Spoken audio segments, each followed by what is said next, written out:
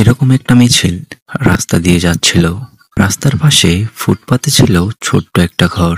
ঘরের অবস্থা ছিল খুবই খারাপ। আর সেখানে থাকতো 6 বছর বয়সী বাচ্চা আর তার মা। বাচ্চার মা প্রতিদিন মানুষের বাড়ি বাড়ি কাজ করে যা আনতো তা দিয়েই কষ্ট করে চলছিল তাদের জীবন। তো সেদিনের মিছিলটা দেখে বাচ্চা তার মাকে প্রশ্ন করেছিল, আম্মা, এইটা কি তা? ওরা এতজন কি করতেছে?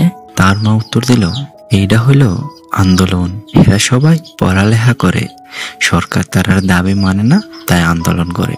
ছোট্ট বাচ্চা তখন বলল, আম্মা, আমি আন্দোলন করবো। তখন বাচ্চার মা রেগে তাকে বুঝিয়ে বলল, না রে বাপ, আমরা গরিব মানুষ, তোর কিছু হইলে আমার কি হইব, তোর আন্দোলন করা লাগবো না।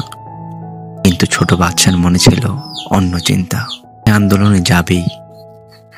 তো পরদিন সকালে সে তার মাকে না বলে চলে যায় আন্দোলনে। এ সবার সাথে স্লোগান ধরে ধরে সামনে এগিয়ে যায়। আর আন্দোলনরত শিক্ষার্থীদের বিপরীতে ছিল সশস্ত্র বাহিনীর দল।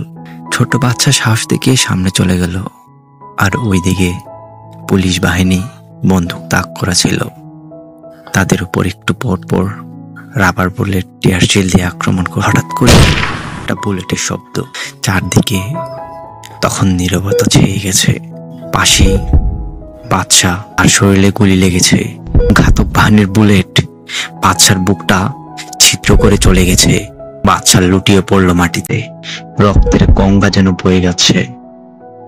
সবাই তাড়াতাড়ি বাচ্চাকে ধরলো, কিন্তু ততক্ষণে বাচ্চা চলে গেছে ওর পারে। বাচ্চার নিথর দেহটি পড়ে রয়েছে রাস্তার পাশে। হয়তো আজও তার মা তার জন্য পথ চেয়ে বসে আছে। কিন্তু ছোট্ট বাচ্চা, সে যে পৃথিবীতে আর নেই।